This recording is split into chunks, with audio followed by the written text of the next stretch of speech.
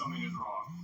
After that, you get the team endings, and several of them proceed to flesh out the story with some really interesting twists. In the hero's ending, Ness says they're not just taking out Kreezelit for his failure, they also feel that K-Dash has outlived his use, and they decide to kill him as well. Only for Maxima to step in and save him. You see, Maxima was not actually a Ness agent at all. Maxima's friend Rocky had been killed by Ness, so he had his face and body cybernetically modified so he could infiltrate the evil organization, and now he was making his move to save K-Dash. The two of them barely survive as they fight their way out of the collapsing compound, and now these two rebels are left on the run, swearing that they'll get their revenge and bring Ness down themselves. Then, with the Icari Warriors ending, as the base is collapsing, Whip races back to face her brother Kreezelit.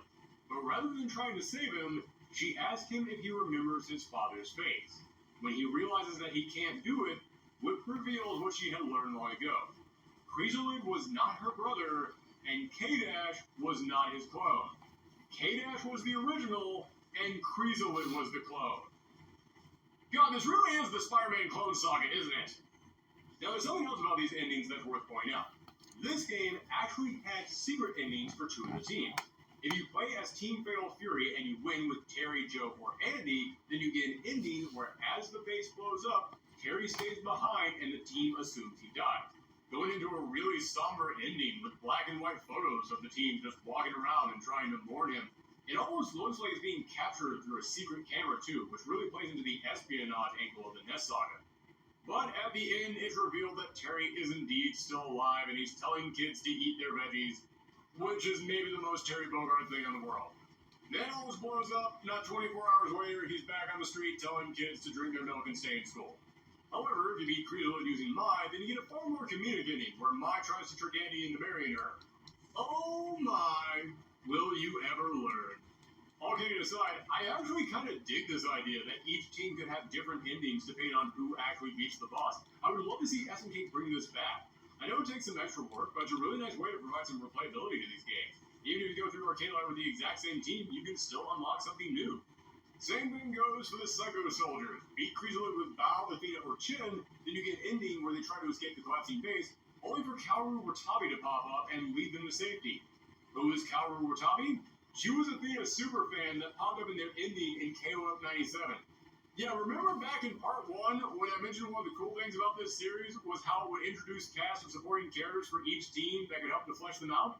This is a great example of that.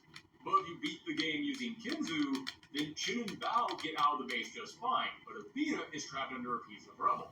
Chin and Bao watch on as the base explodes, only for Kinzu to come walking out, carrying Athena. His psychic powers now not only return, but enhanced to a whole new level.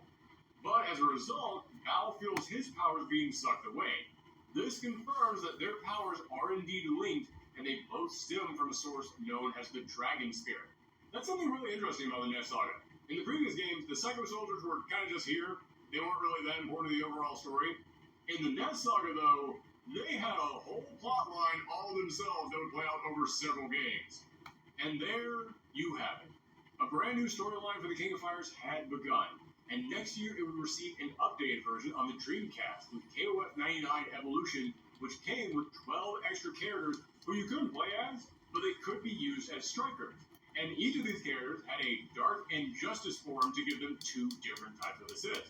You have Goro Daimon, Yuji Yamazaki, Billy Kane, Chizuru Kagura, all staples of KOF by now.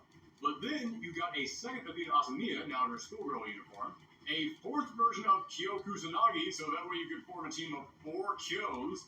Then, guest starring from other SNK titles, you got Alfred from Real About Fatal Fury, Guy Tendo from Riki 1, and Theo from Metal Slug, kicking off the long tradition of SNK teasing the possibility of putting a Metal Slug character into King of Fighters, and then never actually doing it.